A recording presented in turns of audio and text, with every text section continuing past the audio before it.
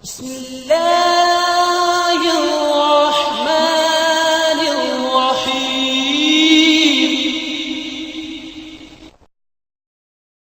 ہائے سکینہ ہائے سکینہ ہائے سکینہ ہائے سکینہ شب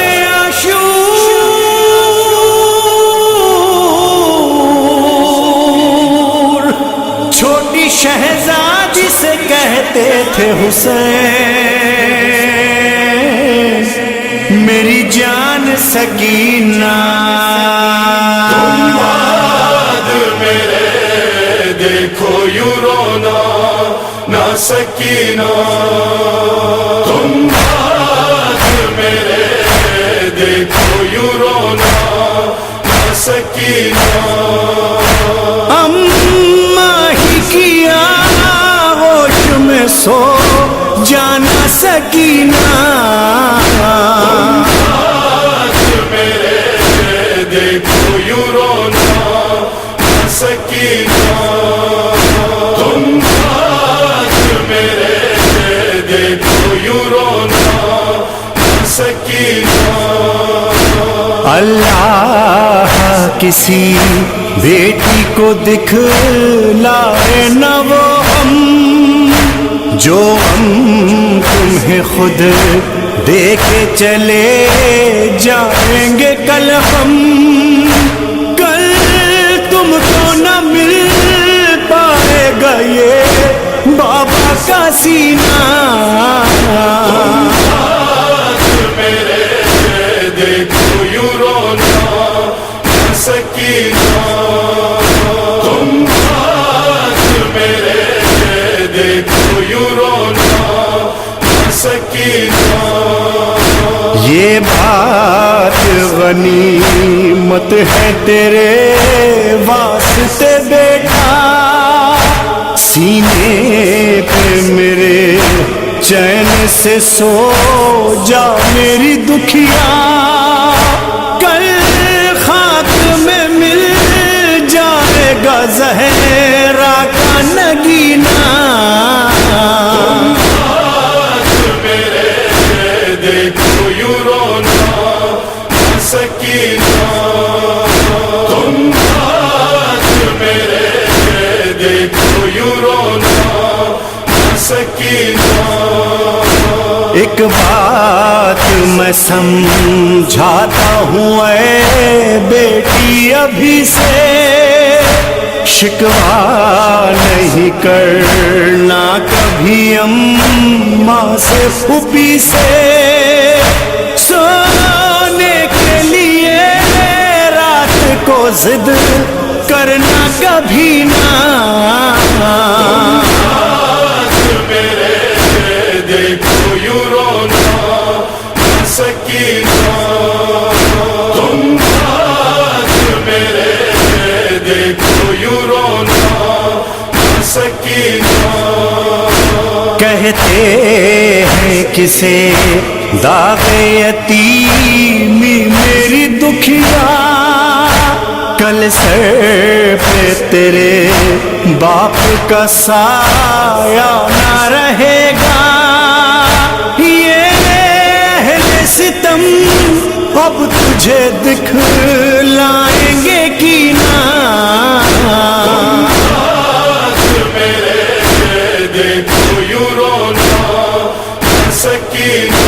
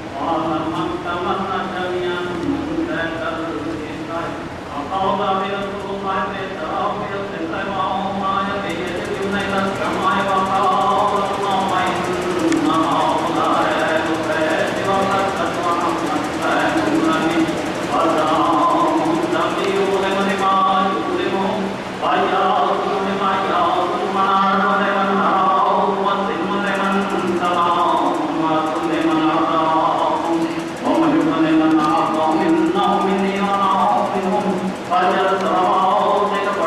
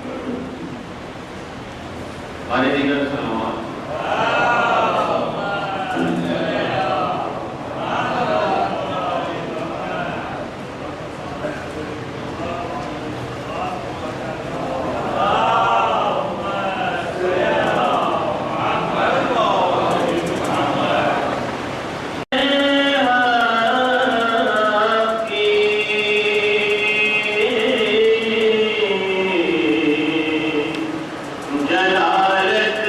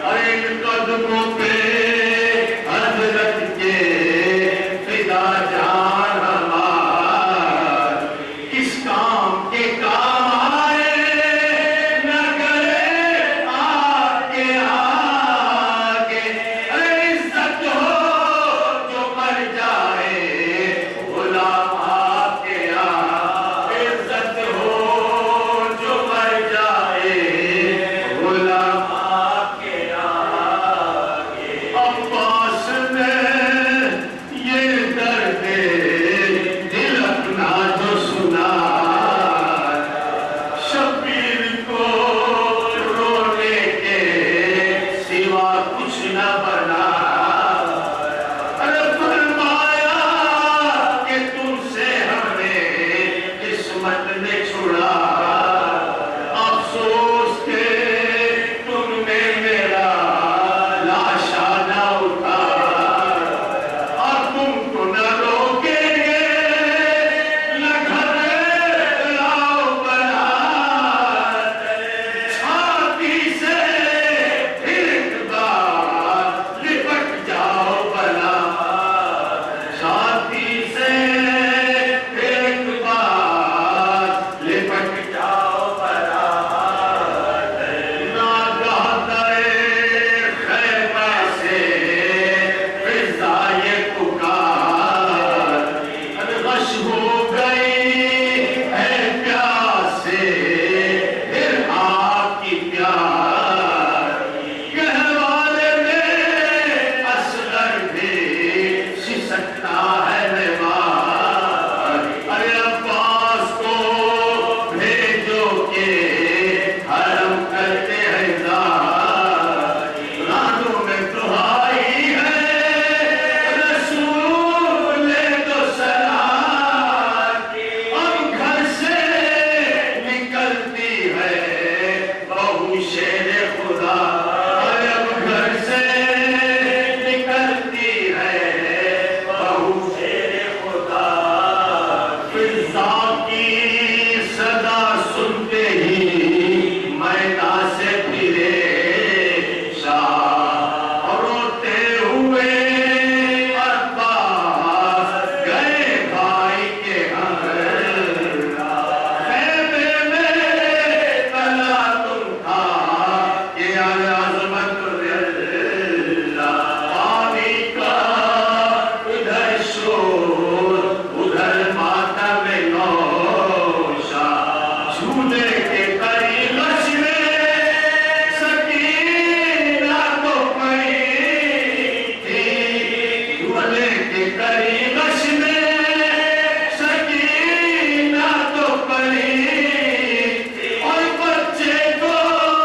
لیے بانوے ناشاد کرے بچے کو لیے بانوے ناشاد کرے اصغر کی طرف دیکھے روئے شہ ابرا آوازیں قدر سن کے سکینہ ہوئے ہوشیار کی چھاتی سے لپٹا کے یہ عباس نے بولا قربان تیری پیاس کے میں اے جگر افریگا سوکھے ہوئے ہوٹوں کو نہ دکھلا سکینہ ہو میں جو کوئی مشق کو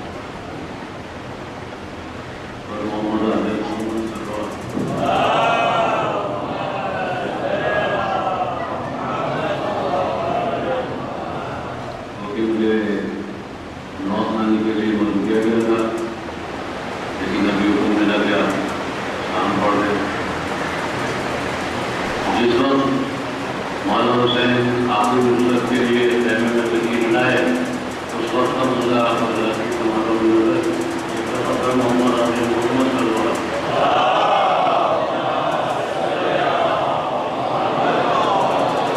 میرے ساتھ رہیے گا اور آپ ایسا محسوس کریں جیسے آپ کربلا میں ہیں.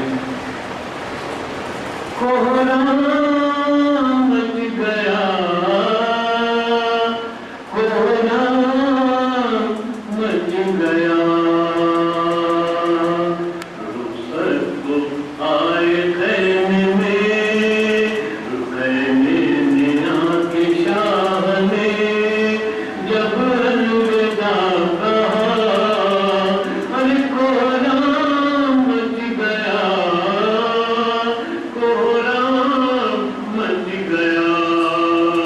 مولا کہتے ہیں آج جس کا انتظار وہ ساتھ قریب ہے اور دن ڈھل رہا ہے شامل مصیبت قریب ہے اور کچھ دیر کی ہے بات قیامت قریب ہے.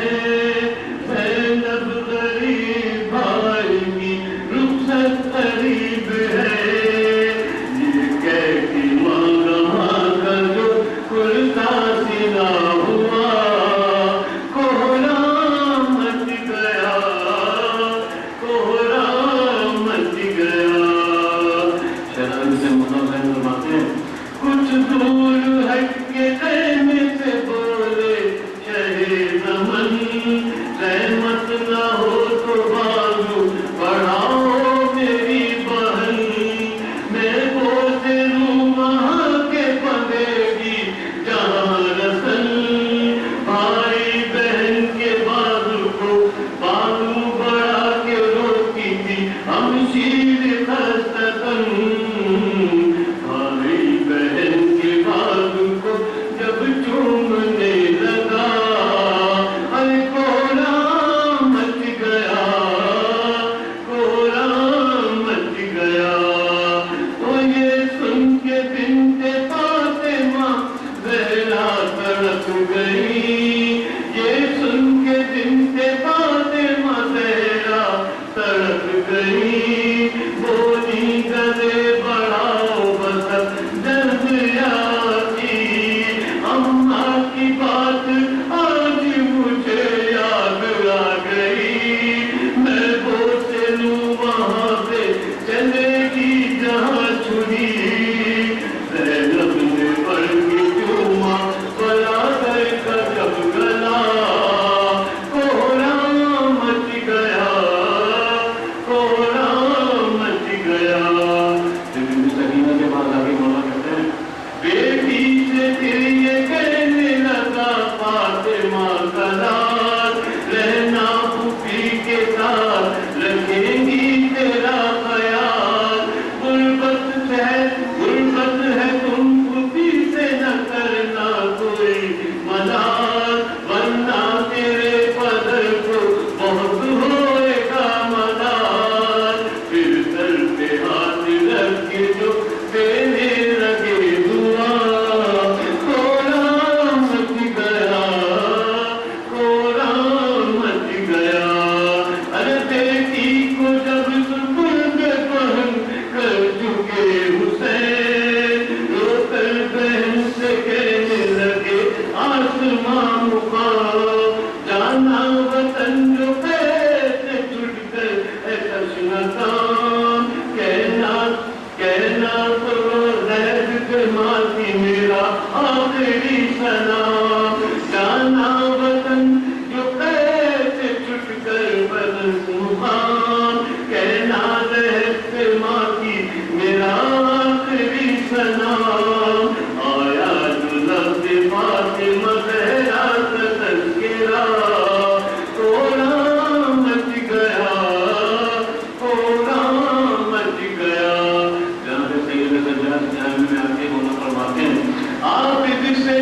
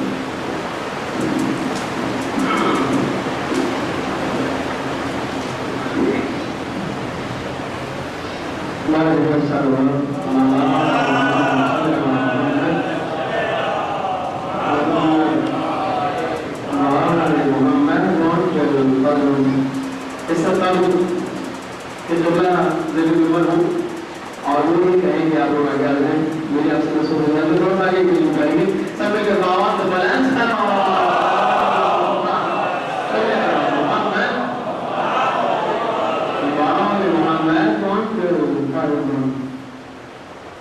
کائنات کے عظیم دو رشتے اگلا ماں اور باپ یہ دونوں کا کلام کرنے کا شرف حاصل ہو رہا ہے یہ شاید جناب رضا سرسی صاحب ماں پر بھی اور باپ پر بھی تقریباً 250 شو دیتے ہیں تو بس ایک مرتبہ چلو شاید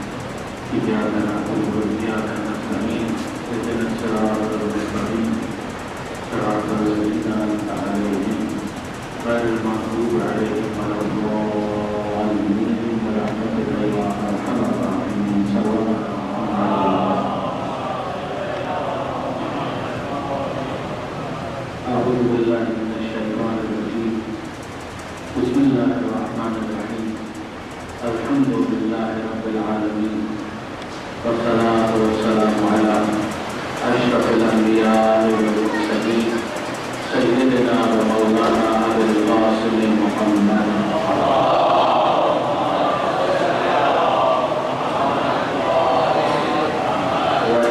الطيبين الطاهرين المعصومين المظلومين المنتجبين المنتخبين الميامين لا سيما على الإمام المنتظر والحجة الثاني عشر واللعنة الدائمة الباقية على أعدائهم أجمعين من يوم ظلمهم إلى قيام يوم الدين. مرحوم کے بلند درجات کے لیے ہم سب یہاں پر جمع ہوئے، ان کے لیے ہم دعا کریں، ان کے لیے ہم ساتھ سوال کریں. پروردگار عالم مرحوم کے تمام ہمارے نیک کرنے والے نام قبول فرمائے. تو میں نے آپ کے سامنے اس مجلس کی تلاوت کرنے کا شرف حاصل کیا.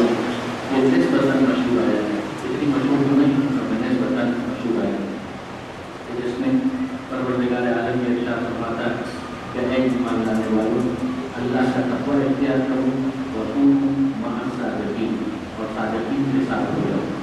یہ ماہیت جس کا تقاضا پروردگار عالم نے کیا ہے یہ بہت اہم ہے. پروردگار عالم نے یہ کہنا کہ اے ایمان لانے والوں، یہ تو مخاطبین کو مشخص کرتا ہے کہ وہ افراد ہیں کہ جو ایمان کا دعویٰ کرتے ہیں، اور پروردگار عالم دعوے کو وقت قبول نہیں کرتا. ظاہر ہے کہ پروردگار عالم دعوے کو جسٹیفائی کرنے کے لیے کچھ نہ کچھ مطالبہ کرتا ہے، جس سے یہ سمجھ میں آ سکے جو دعوت ان کا جو درست ہے وہ صحیح ہے. سورہ مقبول قرآن مجید کے 19واں سورہ ہے، جس کے آغاز ہی پروردگار عالم نے ارشاد فرمایا کہ حسب الناس ان یترکوا یقولوا آمنا وهم لا یفتنون، کہ کیا لوگوں نے یہ سمجھا ہے کہ اتنا کہنے پر ان کو چھوڑ دیا جائے گا کہ اپنی ایمان لائے اور اس کا امتحان نہیں لیا جائے گا، ان کا امتحان حتماً لیا جائے گا. لقد فتنا الذین من قبلہم، جو ان سے پہلے گزر چکے ہیں ہم نے ان کا بھی امتحان کیا. تو یہ پروردگار کی پالیسی ہے کہ جو اس دنیا کے اندر آیا ہے وہ چاہے یا نہ چاہے بہرحال اس کا امتحان ہوگا. تو پہلا تو امتحان یہ ہے کہ وہ زبانی دعویٰ بھی کرتا ہے یا نہیں کرتا. آیا اس نے بنیادی طور پر ایمان کو قبول کر کے اپنے آپ کو مومنین کی جماعت کے اندر شامل کرنے کا آفیشیل اعلان کیا یا نہیں کیا؟ اگر وہ اعلان بھی نہیں کیا تو پروردگار عالم کے خطاب کو شامل نہیں کرے گا کہ یا ایھا الذین آمنوا، اے ایمان لانے والوں. لیکن ایک مرتبہ اگر اس جماعت کے اندر داخل ہو جائے جو مومنین کی جماعت ہے تو پھر آپ پروردگار عالم ان کو مخاطب کر کے کہتا ہے کہ تمہارا مطلب اپنے آپ کو مومن کہنے والے نہ کافی نہیں ہوگا جب تک اس ایمان کے تقاضوں کو پورا نہیں کرو گے. لہٰذا ہم دیکھتے ہیں کہ وہ امیر المؤمنین حضرت علی بن ابی طالب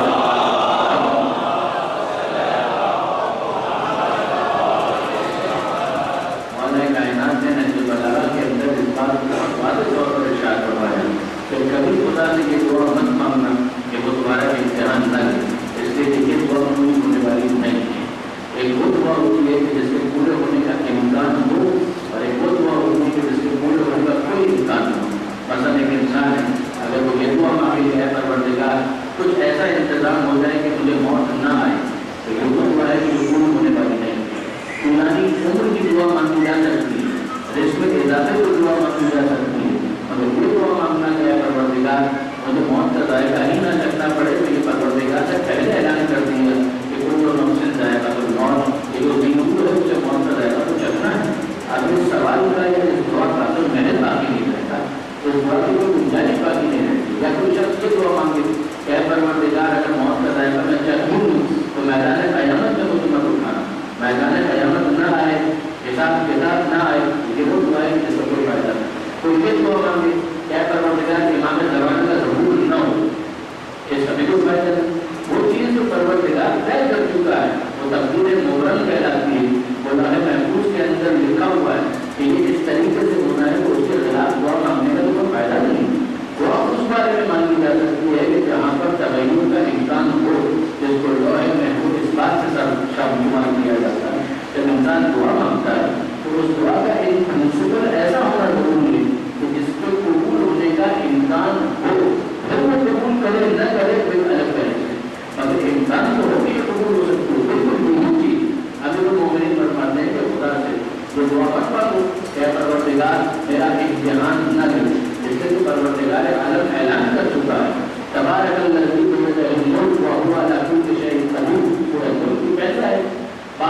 ہے وہ خدا، ملک اس کا، اقتدار اس کا، وہ ہر چیز کے اوپر قدرت رکھتا ہے۔ الذی خلق الموت والحیات، جس نے موت اور زندگی کو پیدا کیا، کیوں؟ لیبلوکم ایکم احسن عملا، تاکہ وہ تمہارا امتحان لے اور دیکھے کہ تم میں سے کون ہے جو اس کی بارگاہ میں حسن عمل لے کر پہنچتا ہے۔ وہ اعلان کر رہا ہے کہ میں نے پیدا ہی شروع کیا ہے، اور یہاں پر اگر کوئی دعا مانگے کہ پروردگار میرا امتحان نہ لے، مولا کہتے ہیں کہ یہ دعا مانگنا ضرور ہے، یہ فائدہ نہیں ہوگا، اس لیے کہ پروردگار عالم نے تو مال کے ذریعے سے بھی امتحان کیا ہے، اولاد کے ذریعے سے بھی امتحان کیا ہے۔ تم یہ سمجھ رہے ہو کہ مال آ گیا اب کوئی امتحان نہیں، غلط۔ مولا سمجھاتے ہیں کہ اگر مال آیا ہے تو مال کے ذریعے سے بھی امتحان ہوگا، اولاد اگر ملی ہے تو اولاد کے ذریعے سے بھی امتحان ہوگا۔ لیکن برادر عزیز سے کتنا فرق ہو گیا، ہم تو یہ سمجھے کہ اگر مال نہیں آیا تو امتحان ہوگا، اولاد اگر کسی کے یہاں نہیں ہے تو ایک امتحان اور آزمائش ہے، مگر مولا کہتے ہیں کہ وہ امتحان کا ایک انداز ہے، وہ امتحان کا دوسرا انداز ہے۔ جہاں پروردگار مال نہ دے وہاں غریبی کا امتحان ہے، غربت کا امتحان ہے، مگر مال آنے کے بعد دولت مندی کا امتحان ہے کہ اب اس کا بہیویئر کیا ہوتا ہے، اس کا ایٹیٹیوڈ کیا ہوتا ہے۔ پروردگار عالم نے مال دے کر اپنے راضی ہونے کی سند نہیں کی ہے، مال دے کر اپنے ناراض ہونے کا اعلان نہیں کیا ہے۔ وہ مال نہ دینا امتحان کا ایک انداز ہے، وہ مال دے دینا امتحان کا دوسرا انداز ہے۔ خدا یہ دیکھنا چاہتا ہے کہ مال آنے کے بعد کون قانون کا کردار پیش کرتا ہے اور کون قبیلہ طاہرہ کا کردار پیش کرتا ہے۔ ان کے لیے محمد والی محمد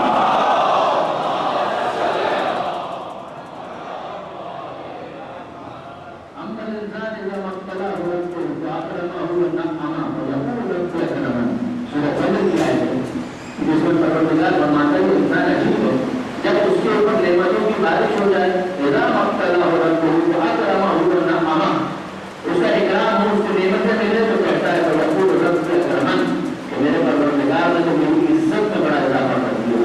واما اذا ما ابتلاه فقدر عليه رزقه، اگر اس کا پروردگار اس کے رزق کو تنگ کر دیتا ہے، اس کے اندر تنگی پیدا کر دیتا ہے، تو وہ کہتا ہے میرے رب نے میری توہین کر دی، مجھے ذلیل کر کے رکھ دیا۔ غلط، یہ بھی غلط اور وہ بھی غلط۔ جب مال دیا تھا تو یہ اس کے راضی ہونے کی ضرورت نہیں تھا، اور اگر مال چھین لیا تو یہ تمہارے پروردگار کے ناراض ہونے کی کوئی ضرورت نہیں ہے۔ پروردگار نے اس وقت بھی لفظ کے استعمال کیا، اما الانسان اذا ما ابتلاه، جب ان کا رب ان کا امتحان لیتا ہے اور دولت ہوتا ہے۔ اور بعد میں یہ کہا کہ جب ان کا رب ان کا امتحان لیتا ہے اور ان کے رزق کے اندر تنگی پر ہوتا ہے، یہ انسان غلط سمجھا، مولا یہ سمجھانا چاہتے ہیں۔ تو دیکھو پروردگار عالم نے تمہارے بارے میں کیا کہا، تمہارے بارے میں کہا انما اموالکم واولادکم فتنہ، قرآن کی آیت ہے کہ دیکھو تمہارا مال اور تمہاری اولاد یہ دونوں سے دونوں تمہارے لیے ذریعہ آزمائش ہے۔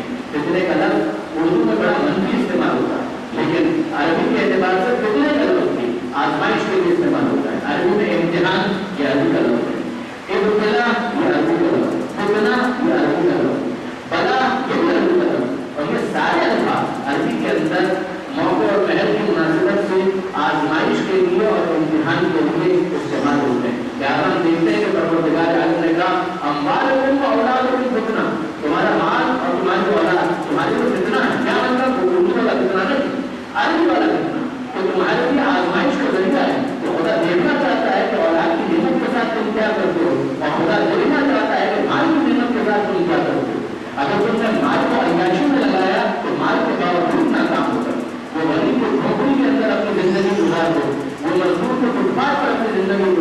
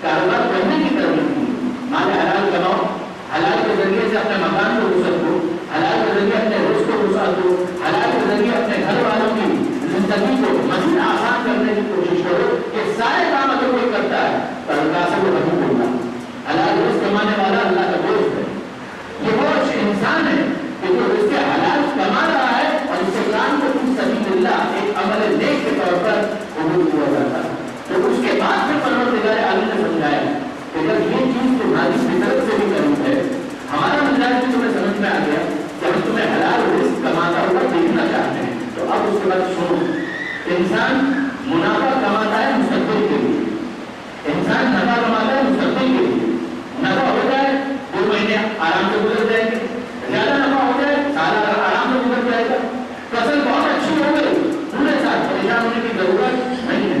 تو ایک انسان اگر دور اندیش ہے، اگر وہ ویژنری ہے، اگر وہ آگے دیکھ سکتا ہے، وہ کون شخص ہوگا جو آگے دیکھ سکتا ہے کہ جو واقعاً موجودہ حالات کے اوپر مستقبل کی ضروریات کا قیاس کرے اور پھر اس کے لیے ابھی سے زحمت برداشت کرے۔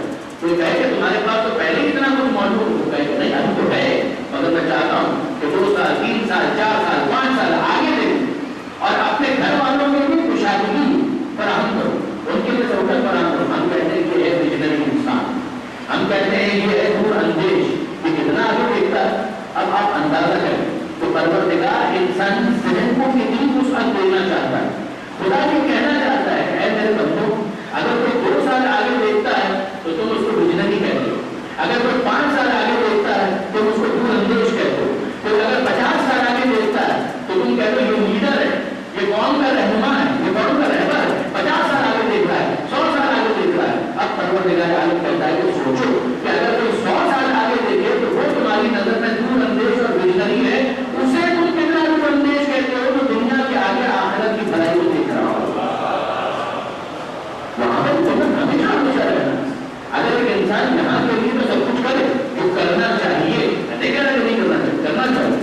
ربنا آتنا فی الدنیا حسنہ وفی الآخرۃ حسنہ، یہ سورۃ بقرہ کی آیت ہے کہ جس کے اندر یہ دعا سکھائی گئی ہے کہ جو ہم نماز کے قنوت کے اندر پروردگار عالم کی بارگاہ میں بطور دعا پیش کرتے ہیں، اے ہمارے رب آتنا، ہمیں دنیا کے اندر بھی دنیا حسنہ، دنیا کے اندر بھی ہمیں اچھائیاں اور نیکیاں عطا فرما، وفی الآخرۃ حسنہ، اور ہمیں آخرت کے اندر بھی نیکیاں اور اچھائیاں عطا فرما۔ ایسا نہیں کہ ایک چیز کو انسان لے کر دوسری چیز کو فراموش کر دینا، لیکن اتنا اس کے اندر حوصلہ ہونا چاہیے کہ اگر کبھی ان دونوں میں ٹکراؤ ہو جائے تو اس کے اندر اتنا حوصلہ اور اتنی طاقت ہو، اتنا تقویٰ ہو، اتنا ضبط نفس ہو، نفس کے اندر اتنی پاکیزگی ہو کہ اگر دنیا اور آخرت میں ٹکراؤ ہو جائے تو وہ آخرت کے لیے دنیا کو ٹھوکر مارنے میں دیر نہیں کرے گا۔ وہ کہے گا کہ دونوں مل جاتے تو کیا تھا، یہ بھی نعمت ہے پروردگار۔ لیکن اگر دنیا اس کاسٹ کے اوپر مل رہی ہے تو مجھے آخرت کو قربان کرنا پڑے گا، تو مجھے آخرت کو قربان کر کے دنیا نہیں چاہیے۔ یہ ہے وہ اسپرٹ امیر المومنین نے اپنے ماننے والوں کو سمجھائی ہے کہ ایمان کا مطلب دعویٰ کرنا کافی نہیں ہے، آزمائش کسی چیز کا نام کہ کیا تم لوگ اس آزمائش کے لیے امتحان کے تیار ہو، ورنہ تو بہانے بہت سے زیادہ ہیں۔ ایک انسان اگر کوئی کام کرنا چاہے تو کنفیوژن کر لیتا ہے، اس کی طرف نسبت رکھتا ہے کہ اگر کوئی کام کرنا ہو تو 100 راستے اور نہ کرنا ہو تو 1000 بہانے ہو۔ کرنے والا اگر کرنا چاہے تو 100 راستے اس کے پاس موجود ہے، اور نہ کرنا چاہے تو 1000 بہانے اس کے پاس موجود ہے۔ تو اگر انسان طے پہلے کر لے کہ مجھے یہ کرنا ہے تو پھر اس کے لیے راستے ڈھونڈنا مشکل نہیں، اور اگر طے پہلے کر لے کہ مجھے نہیں کرنا ہے تو پھر 1000 لین ایکسکیوزز بہانے تلاش کرنا کوئی مشکل کام نہیں ہے۔ مگر وہ مومن ہوتا ہے وہ اپنے ایمان کی بنیاد پر اس بات کا جائزہ لیتا ہے تو فیصلہ کرنے سے پہلے یہ دیکھ لو کہ میرا پروردگار مجھ سے کیا چاہتا ہے۔ وہ اپنے پروردگار کی مرضی کے مطابق اپنی ترجیحات کو معین کرتا ہے، اور ترجیحات کو معین کرنے کے بعد جو چیز جو پہلے اس کے سامنے آتی ہے تو وہ اس کے لیے اپنی توانائیوں کو سرچ کرتا ہے، وہ اپنی انرجیز کو انویسٹ کرتا ہے، پھر اس کے مطابق وہ اپنے کاموں کو کرتا چلا جاتا ہے۔ یہ ہے امتحان کہ انسان ترجیحات کس طرح سے مرتب کرتا ہے، ورنہ کیا ہوگا، وقت گزر جائے گا۔ یہ تو قرآن مجید نے کہا کہ بس اثر ہے کہ یہ وقت گزرتا جائے گا اور اس بات کی گواہی ہوتا جائے گا۔ ان الانسان لفی خسر، کہ سارے کے سارے انسان خسارے میں، لیکن وقت کسی کا انتظار نہیں کرتا۔ مولا ہی کا جملہ ہے، امیر المومنین حضرت علی رضی اللہ عنہ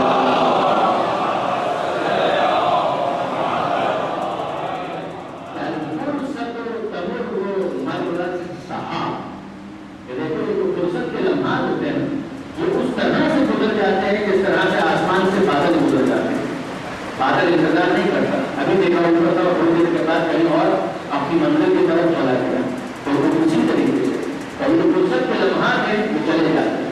یہ جو زمانے کی گواہی پروردگار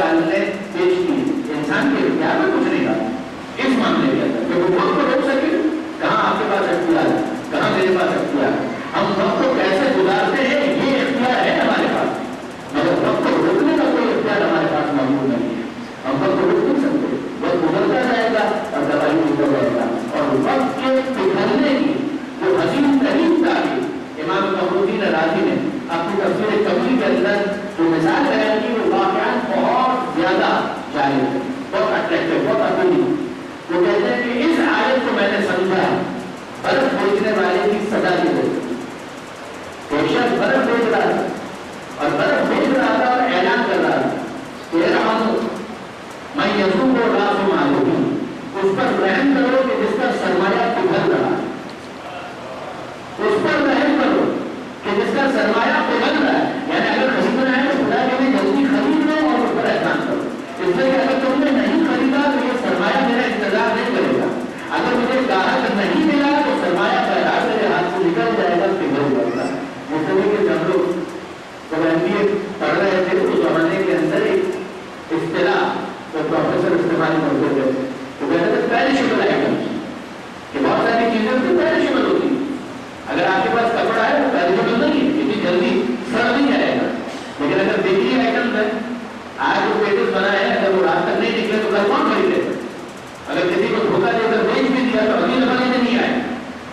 یہ پیریشیبل آئٹم یہ وہ ہے کہ انتظار نہیں کرتے جنہوں نے سڑ جانا ہے جنہوں نے ختم ہو جانا ہے جنہوں نے خراب ہو جانا ہے. کبھی وہ اسی طریقے سے زمانہ گزرتا ہے تباہی پھیل رہا ہے کہ وہ پگھلتا جا رہا ہے وہ انتظار نہیں کرتا. ان الانسان لفی خسر انسان تمام کے تمام پھنسا ہے. ان الذین آمنوا وعملوا الصالحات ہم اگر وہ کہ جو ایمان لے آئے اور وہ اعمال صالحہ کو انجام دے. یہ زندگی کا وہ صحیح مصرف ہے جو دور اندیش آخرت میں اس کی قیمت کو دیکھتے ہوئے زندگی کے سرمایہ کو یہاں پر انویسٹ کرنا پسند کرتا ہے. ان الانسان لفی خسر الا الذین آمنوا وعملوا الصالحات مگر وہ ایمان لائے. دنیا کے اندر وقت گزارنا وہ کتا اور بلی اور جانور جس رہے ہیں وہ جب وقت گزار کے چلے جاتے ہیں.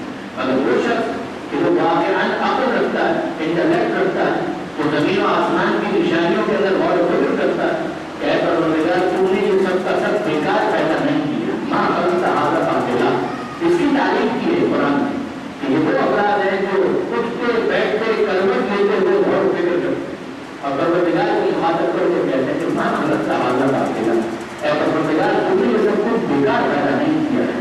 اس پوری کائنات کا جو مرکزی کردار انسان ہے تو انسان کیا کرے کہ اس دنیا سے صحیح استفادہ کر کے آخرت میں کامیابی کی سرحد حاصل کر لے. وہ کیا ہے؟ اگر فقط دنیا ہی کامیابی کا معیار ہے برادران عزیز تو پھر آپ مجھے انصاف سے بتائیے کہ ضرورت کرنے کے بعد مولا کیسے کہہ سکتے ہیں اس کو پھر اپنے ساتھ کعبہ کی قسم میں کامیاب ہو گئے. اے مولا خون آپ کا بہ رہا ضرورت آپ کو لگی آپ کی داڑھی آپ کو خون سے زدہ ہو اور اس کے بعد آپ کہہ رہے ہیں کہ دوستوں رب کعبہ کی قسم میں کامیاب ہو گئے. ہم دیکھتے ہیں کہ سر منہ کے نیزہ پر بلند ہو گئے اور منہ کے نیزہ پر بلند ہونے کے باوجود منزل مسائل تو کچھ دور مگر آپ غور کر سکیں کہ اس کے باوجود کامیابی کی ہے. جب سیدنا سجاد سے سوال کیا جاتا ہے لمن الفتح بتائیے جیتا کون تو سیدنا سجاد کیا کہتے ہیں اگر واقعی اس دنیا کی بنیاد کے اوپر فیصلہ ہو رہا ہے تو بڑی محدود سوچ ہے ایک انسان جس کا خون بہ گیا وہ ناکام ہو گیا. جس کے سر پر ضرورت لگ گئی وہ ناکام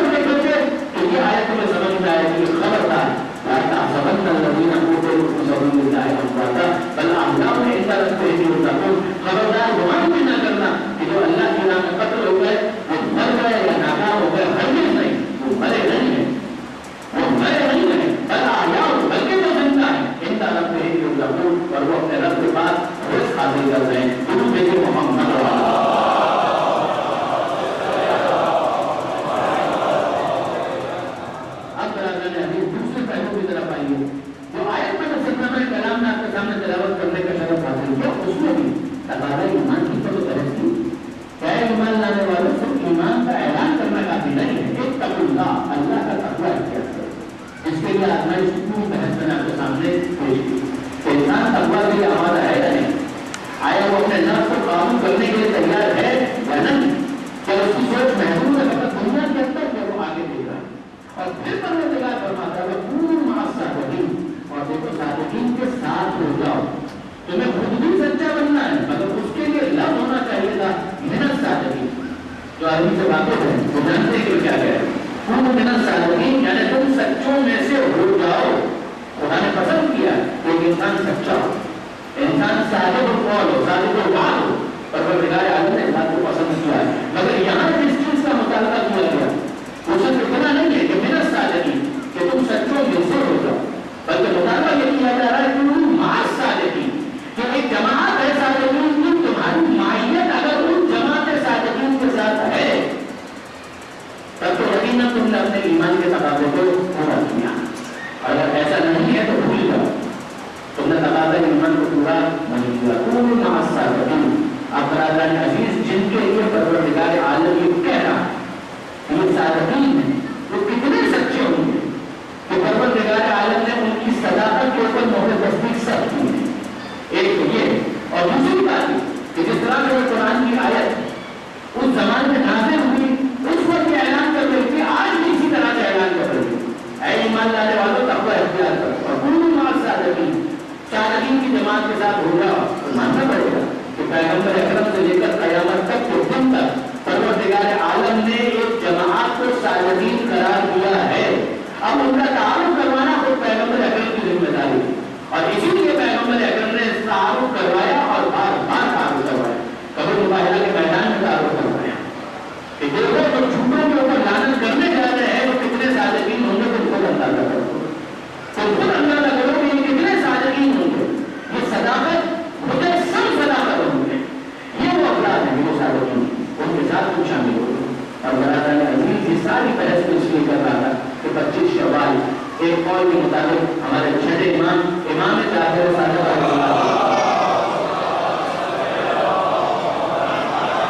چھٹے امام کی شہادت کی تاریخ ایک بنتی ہے 25 شوال. 15 شوال کا بھی قول ہے، 15 رجب کا بھی قول ہے، اور 25 شوال کا بھی ایک قول ہے. اور ایران میں اور ہندوستان کے اندر اس دن کو بہت زیادہ منایا جاتا ہے. ہمارے یہاں اتنا رواج نہیں ہے. 15 شوال کا اعلان جاتا ہے، بہت اچھا ہے. اور بہرحال 25 شوال کی تاریخ ان کو یہ سب کو سب صادقین، مگر یہ ہمارے امام کو ہے کہ جس کے نام کا حصہ ہی بن گیا جعفر صادق. اور انہوں نے جو کام کی ہے وہ اپنی جگہ پر، جو علمی کارنامے ہے چھٹے امام کے وہ اپنی جگہ پر. میں اس وقت ان پر زیادہ گفتگو نہیں کرنا چاہتا. ہماری شناخت، ہماری نسبت چھٹے امام سے، ہر جگہ ہمیں جعفری کہا جاتا ہے. علوی بھی ہے، محمدی بھی ہے، حسنی بھی ہے، حسینی بھی ہے، مگر ایک حکم عام جس عنوان کو حاصل ہوا وہ یہ ہے کہ جعفری. ماہ رمضان ہو تو فجر جعفری کے مطابق سحر کے اوقات، فجر جعفری کے مطابق افطار کے اوقات. اگر حج کرنے کے لیے کوئی جائے تو شیعہ ہو جائے تو ان کو عام طور پر کہا جاتا ہے جعفری اٹھ جائے، یہ جعفری اٹھ جائے. یعنی چھٹے امام ہمارا ایک تعارف ہے، چھٹے امام ہمارا ایک نسبتی عنوان ہے کہ جیسے ہر جگہ پر قبولیت حاصل ہے. اور وہ چھٹے امام ہم سے کیا کریں، بس دو ہی باتیں سنیے اور منزل مسائل کی کبھی دوستوں. تو امام فرماتا ہے کہ کونوا لنا شہیدا، ہمارے لیے باعث زینت کرنا، اے ہمارے ماننے والوں ہمارے لیے باعث زینت کرنا. ولا تکونوا لنا شہیدا، ہمارے لیے باعث نقوار کرنا. کام تمہارے اچھے ہوں گے تو دوسرے تم کو دیکھ کر کے کہیں گے کہ یہ جعفر صادق کے ماننے والے ہیں. اگر ان کے کردار میں اتنا حسن ہے تو یقیناً اس ایمان کی تعلیمات کے اندر حسن ہوگا.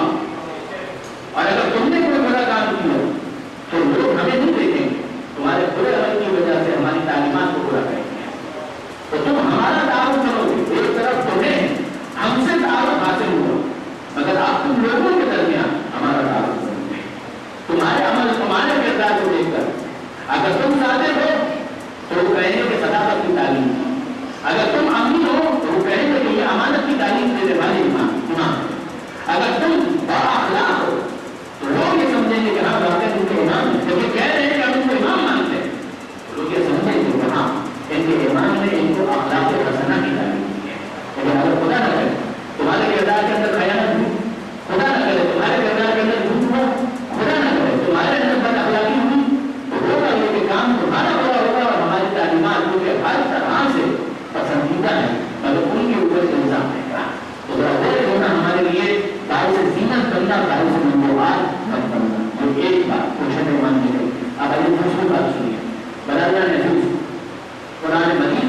شفاعت ثابت ہے، قرآن مجید سے شفاعت ثابت، پروردگار عالم فرماتا ہے من ذا الذی یشفع عنده الا باذنہ، کون ہے جو اللہ کی بارگاہ میں شفاعت کرے؟ آیت الکرسی سے بالکل متصل، کون ہے جو بارگاہ خدا میں شفاعت کرے؟ کس کی وجہ ہے؟ ہاں مگر وہ کہ جسے خود خدا اجازت دے، الا باذنہ، جسے خود پروردگار اجازت دے۔ اگر خدا یہ چاہتا ہے کہ لوگوں کے سامنے میدان قیامت میں بتائے کہ یہ افراد جیسے معصوم ہیں جن کو اجازت نہیں ہوئی تو یہ شفاعت کرے، تو یقیناً یہ شفاعت کرنے کے رکھتا ہے۔ چھٹے امام ایک اور جملہ سنیں گے، چھٹے امام فرماتے ہیں کہ ہماری شفاعت کی امید ہے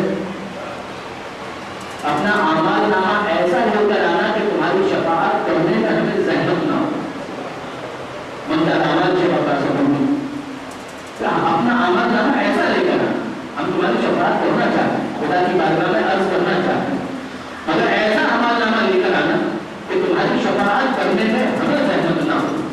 میں آپ کی خدمت میں بہت مختصراً عرض کروں، ابو بصیر امام مدینے میں، ابو بصیر کوفے میں، وہ بیان کرتے ہیں شیخ عباس قمی نے اس روایت کو بھی منتہی الاعمال کے اندر نازل کیا کہ ابو بصیر کہتے ہیں میرے پڑوس کے اندر ایک شخص تھا، لاہور کا دلدادہ، رقص و سرور کی محفلوں کا رسیہ، شراب روپی کا تھا، سارے برے کام اور اعلانیہ۔ دیکھیے برادران حدیث، ظاہر بزرگان میرے مخاطب نہیں ہے، میں تو اپنے نوجوان دوستوں کے لیے عرض کر رہا ہوں کہ اگر کسی کا گناہ ہو تو ہمیں حکم ہے کہ اسے چھپایا جائے، جب تک وہ اپنے گناہ کو پردے میں رکھنا چاہتا ہے دوسرے کو اجازت نہیں ہے کہ جب اخبار کو اس کا اشتہار دے، سب کو بتاتا پھیلے تو اس کے لیے یہ عیب ہے، یہ عیب ہے، یہ عیب ہے، پسند نہیں کیا اسلام۔ لا تجسس مت کرو، دوسرے مومن کے بارے میں، مسلمان کے بارے میں اچھا گمان رکھو، وہ اپنے گھر کے اندر کیا کرتا ہے وہ تمہارا جواب نہیں ہے کہ تم اڑینے کی کوشش کرو کہ طالبان والا اسلام ہمارے پاس نہیں ہے۔ بہت بڑی بات یہ ہے، چادر و چار بیماری پاکستان اسلام، اس کے تحفظ اور اس کی حرمت کا قائم، تو یہ مت کرو، وہ اس کی پرائیویٹ لائف ہے۔ اگر کسی وجہ سے تمہیں پتہ بھی چل جائے اور تم اس کو نصیحت کرنا چاہتے ہو، تنہائی میں کرو، تنہائی میں نصیحت کا انداز دوسرا ہوتا ہے۔ اسی لیے کہا گیا المؤمن، یہ بھی حدیث ہے، المؤمن مرآۃ المؤمن، مومن مومن کے لیے آئینہ ہوتا ہے۔ کیا الفاظ ہے کہ مومن مومن کے لیے آئینہ ہوتا ہے، یعنی کیا مطلب؟ اگر واقعی ایک مومن آپ سے مشورہ مانگتا ہے، آپ جانتے ہیں کہ یہ سنجیدہ ہے، اپنی اصلاح کرنا چاہتا ہے اور آپ کے علم میں ہے کہ اس کے اندر یہ عیب موجود ہے، تو آپ اس کو بتائیں، مگر کب بتائیں؟ آئینہ کب بتاتا ہے؟ آئینہ کب بتاتا ہے؟ جب آئینے کے سامنے آپ جائیں گے تو آئینہ آپ کو آپ کی شکل دکھائے گا۔ آپ آئینے کے سامنے سے ہٹ جائیں اور دوسرا آ جائے تو آئینہ یہ نہیں کہے گا کہ تم سے پہلے جو کھڑا تھا اس کی شکل ایسی تھی، آئینہ یہ کام نہیں کرے گا۔ آئینے کے سامنے جو آئے گا آئینہ اس کے بارے میں بتائے گا، آئینہ دوسرے کے بارے میں نہیں بتاتا۔ آئینہ فلم نہیں ہے، آئینہ یوٹیوب نہیں ہے، آئینہ انٹرنیٹ کے اندر محفوظ کوئی ویڈیو نہیں ہے، آئینہ اس حقیقت کو بتا رہا ہے جو سامنے اسے نظر آئے، آئینہ اسے بتائے گا، دوسروں کو نہیں بتائے گا۔ المؤمن مرآۃ المؤمن، مومن مومن کے لیے آئینہ ہوگا۔ اگر پتا بھی ہے کہ اس کے اندر یہ عیب ہے، اگر وہ تمہارے سامنے آئے اور دوسرا نہ ہو تب اسے تنہائی میں بتاؤ تاکہ اس کی عزت نفس بھی محفوظ رہے۔ یہ اسلام نے اس کی بہت زیادہ تاکید کی، ایک تو یہ۔ لیکن اب اگر ایک شخص بڑے عام گناہ کر رہا ہے، اپنے گناہ پر شرمندہ بھی نہیں، نادم بھی نہیں، وہ پردہ نہیں رکھنا چاہتا، تو اس کی عزت اور حرمت کس اعتبار سے ثابت ہوگی؟ اعلانیہ گناہ معاشرے کے لیے مہلک ہے، وہ دوسروں کو بھی گناہ پر جسور بناتا ہے، جرأت دلاتا ہے، اور یہ اعلان بغاوت ہوتا ہے کہ مجھے اس بات کی کوئی پرواہ نہیں، میں یہ گناہ کرتا ہوں اور اعلانیہ کرتا ہوں، مجھے خدا کی کوئی پرواہ نہیں۔ ایسا جسور، ایسا جسارت کرنے والا ابو بصیر کہتے ہیں ایسا ہی تھا، ایسا ہی تھا۔ اب ذرا دیکھیں کہ روحانی انقلاب کیسے آتا ہے۔ ابو بصیر کہتے ہیں کہ وہ یوں طرح گناہوں کے اندر مبتلا تھا، مبتلا رہا تھا، میں اسے سمجھاتا تھا، وہ نہیں سمجھتا۔ ایک دن گفتگو ہوئی تو اس نے مجھے کہا، جو انگریزی کے اندر ایک بات کی جاتی ہے کہ you can't feel my shoes, میرا جوتا میرے پیروں کو پہچانتا ہے، تمہارا جوتا تمہارے پیروں کو پہچانتا ہے، میرا پیر میرے جوتے میں جائے گا، تمہارا پیر تمہارے جوتے میں جائے گا۔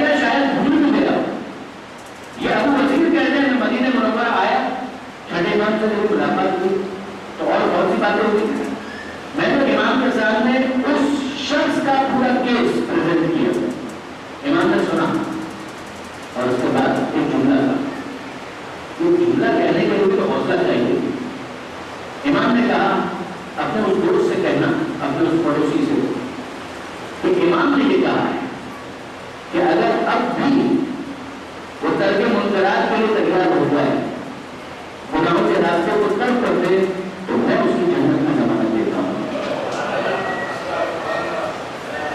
میں نے کہا کہ یہ جملہ کہنے کے لیے حوصلہ بھی بتائیے، میں اس کی جنت کی ضمانت دیتا ہوں، میں خدا کی بارگاہ میں دعا کرتا ہوں اس کے لیے۔ کچھ ہے ایسے بات کے ساتھ ابو بکر آئے واپس، اور جب کوفہ پہنچا ہے تو وہ ملنے کے لیے یہ بھی آئے، وہ جانے لگے، یہ بھی جانے لگا، تو اس نے کہا کہ جاؤ تمہارے لیے پیغام، اور پھر لوگ چلے گئے، یہ ٹھہر گیا۔ اب اس جگہ کہ تم نے مجھ سے کہا تھا کہ میں تیرا کیس پیش کروں اپنے صاحب کے سامنے، میں نے اپنے امام کے سامنے یہ کیس پیش کیا، تو امام نے کیا جواب دیا؟ اب تک چہرے میں مسکراہٹ، امام نے کیا جواب دیا بھائی؟ اب امام نے یہ کہا کہ اگر اب منکرات کو ترک کرنے کے لیے، گناہوں کو ترک کرنے کے لیے اور سیدھے راستے پر آنے کے لیے تیار ہو گیا، تو امام نے کہا کہ میں تیری جنت کی ضمانت دیتا ہوں۔ اب تک اس کے چہرے پر مسکراہٹ تھی اور شاید تنزیہ مسکراہٹ تھی، اور اب اس نے چہرے کو جھکا لیا، آنکھوں میں آنسو آ گئے، تو اب بھی میری نجات کی کوئی گنجائش ہے؟ وہ امام جی کا پیغام ہے جو میں نے تیرے سامنے پیش کیا، کچھ نہیں کرا، اٹھا اپنے گھر چلا گیا۔ چند دنوں کے بعد اس نے پیغام بھجوایا، ابو بکر آئے، دیکھا کہ یہ شخص دروازے کی اوٹ پر پیچھے کھڑا ہوا ہے، اوٹ لے کیا معاملہ ہے، کیا معاملہ ہے؟ کہا کہ میں نے جو تیرے امام نے کہا تھا اس کے مطابق میرے پاس تو حرام ہی کا سب کچھ تھا، جس کا تھا اس کو بھجوا دیا، جس کا نہیں پتا تھا شریعت کا مقرر کرتا طریقہ کار مجبور مالک کے بارے میں، اس کے مطابق میں نے عمل کیا، اور اب میرے پاس پہننے کے لیے لباس بھی نہیں، مالے حالات سے میرے پاس کوئی بھی نہیں تھا، پہننے کے لیے لباس بھی میرے پاس نہیں ہے، کیا تم میری کوئی مدد کر سکتے ہو؟ ابو بکر کی آنکھوں میں آنسو آ گئے، اگر انسان بدلنا چاہے تو اس طرح سے بدلتا ہے۔ وہ کہتے ہیں کہ میں گیا اپنے چند دوستوں کے پاس، کچھ روزوں کی چیزیں لی، کچھ لباس وغیرہ لیا، اس کو فراہم کیا تاکہ وہ اپنی گزر بسر تو کر سکے۔ چند دن اور گزرے، اور اب میں جو جملہ کہہ رہا ہوں اس پر توجہ کیجیے گا، پروردگار نے بھی اس تازہ توبہ کرنے والے اس مومن کا زیادہ امتحان لینا پسند نہیں کیا۔ چند دن اور گزرے، پیغام ملا ابو بکر کو کہ وہ شخص کو بلا رہا ہے۔ ابو بکر گئے، دیکھا کہ یہ تو اس طرح بیماری پر ہے، اس طرح بات پر ہے، ایسا محسوس ہوتا ہے کہ اب چند دنوں کا مہمان، پروردگار نے اسے زیادہ معلوم نہیں کیا۔ کچھ ہی دنوں کے بعد یہ اپنے اور اس نے کہا کہ بھائی اب تو میں بیمار ہو گیا، لگتا ہے کہ بچوں میں نہیں، اور وہ کام جو کرو کچھ دن کی بات ہے، میرے پاس آیا کرو، میرا کوئی لگا رہے گا۔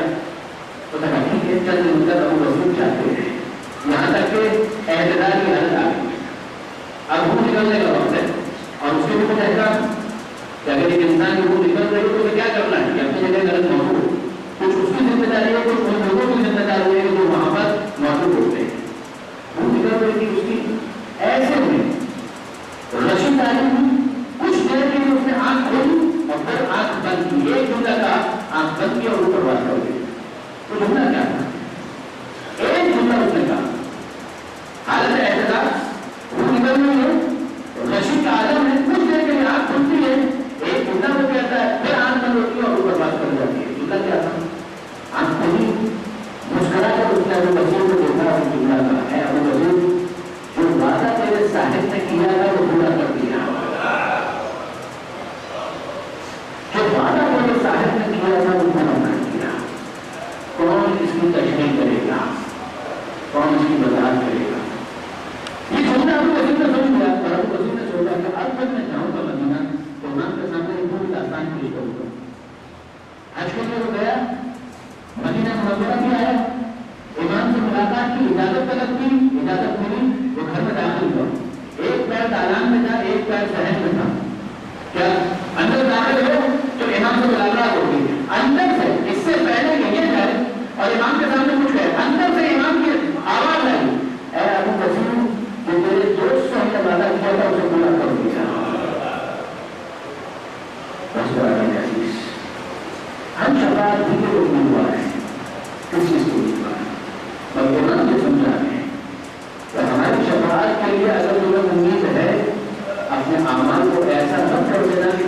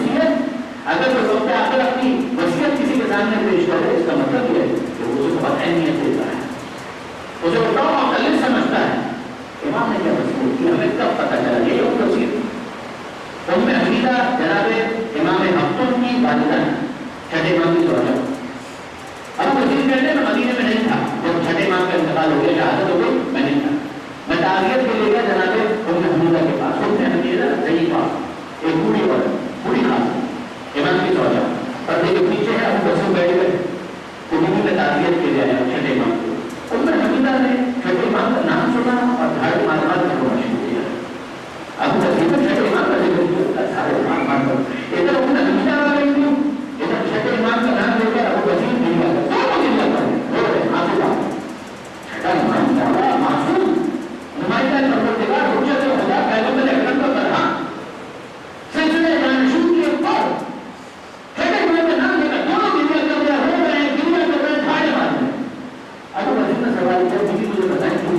تو وقت آخر امام نے کوئی ایسی بات کہی جو میرے کو نہیں چاہتے ہو سکے, کوئی ایسی بات, کوئی تو فیملی کی بات ہوگی, کوئی ایسی بات.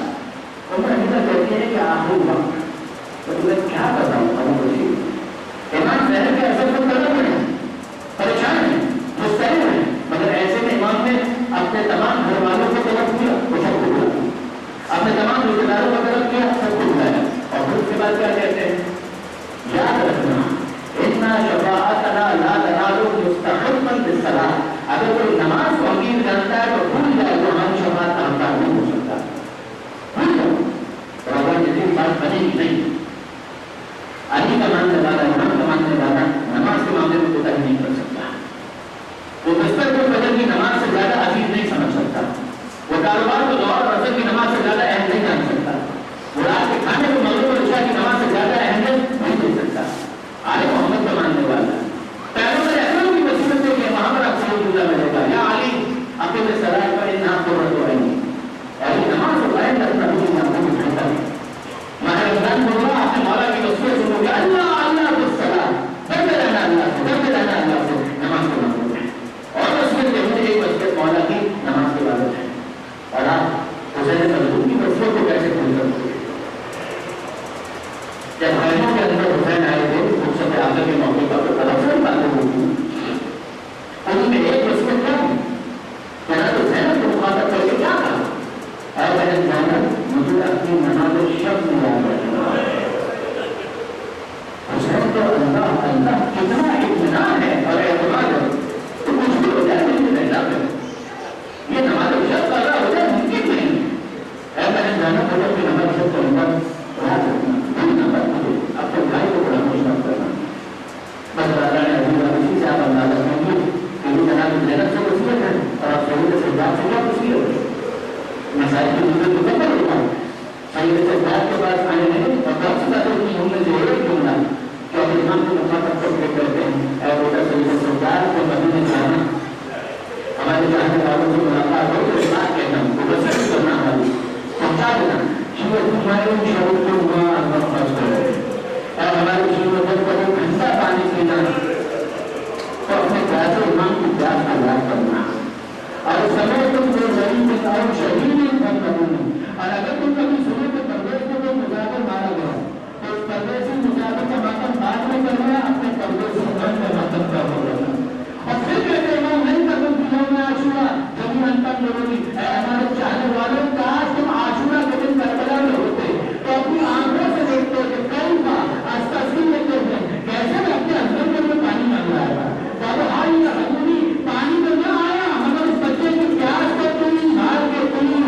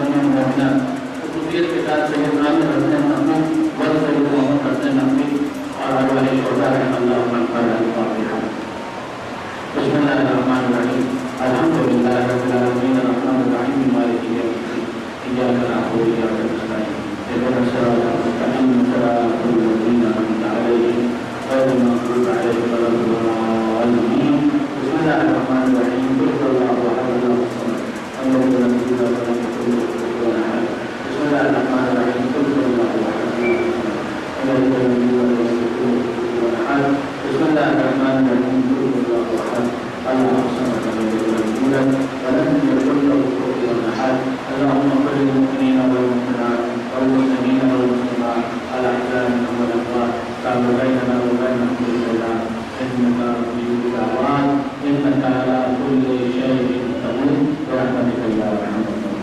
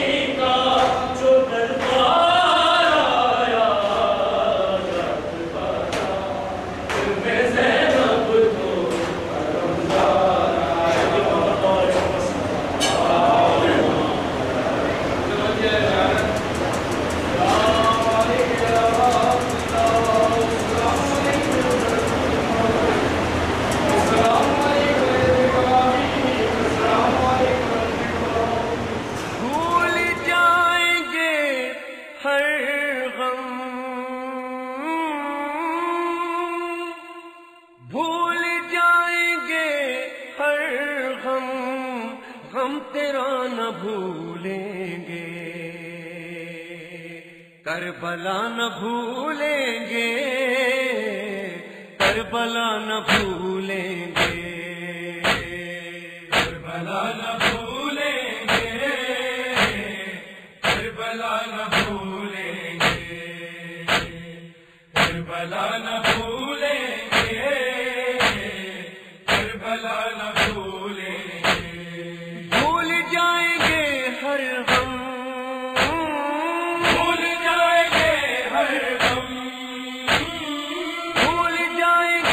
ہر غم ہم تیرا نہ بھولیں گے، کربلا نہ بھولیں گے، کربلا نہ بھولیں گے، کربلا نہ بھولیں گے، کربلا نہ بھولیں گے۔ کیسے بھول جائے مقتل حسین کو، کیسے بھول جائے فاطمہ کے بہن کو، کیسے بھول جائے